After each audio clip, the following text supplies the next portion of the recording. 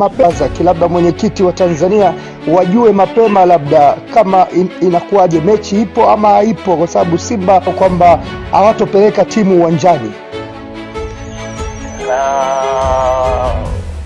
Najua huo mgogoro naujua na kwamba si kitu cha kupuuziwa.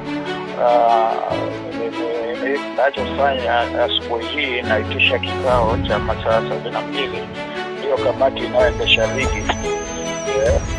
Kwa hiyo tutafanyia kazi na umma utajulishwa nini kimefanyika. Mnakwenda kufanyia kazi kwa namna gani labda mwenyekiti? Hiyo sasa mimi nimekuambia tutafanyia kazi. Sasa usiniulize nafanya kazi kitu.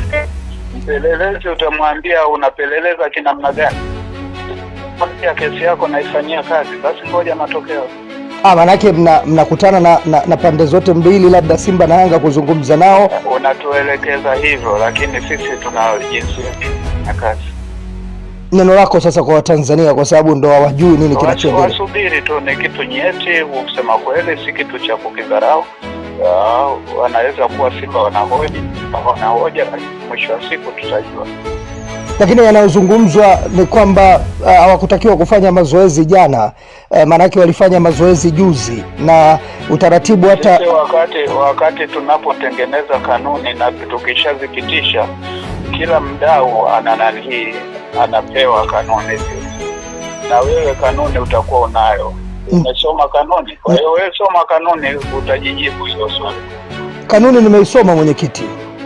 Hakuna umeisoma, kwa nini unauliza swali? Sasa kanuni inasema hata kama timu itazuiwa kufanya mazoezi kuna adhabu zitatolewa. Sasa na timu manake itatakiwa icheze mchezo. Tuache sasa tukae tufanye maamuzi. Mnakaa kufanya nini wakati kanuni zipo?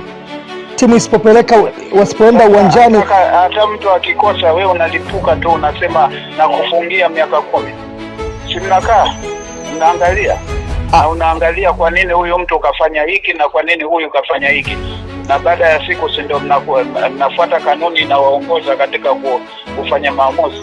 Yaani swali langu mwenyekiti ni kwamba kanuni zipo, timu ikizuiwa kufanya mazoezi na mwenyeji wa mchezo, manake kuna mkija kukaa kuna adhabu mnatoa, lakini hawa Simba wameandika kwamba wapeleke timu, manake nyinyi kama bodi simngewaacha. Sasa hilo wewe utendaji wa Simba unaujua, mimi siujui. Utendaji wao wameona hivyo, walete malalamiko, na hayo malalamiko tunayapokea na tutayafanyia kazi. Kabla siku haijaisha mtakuwa mmeshapata majibu.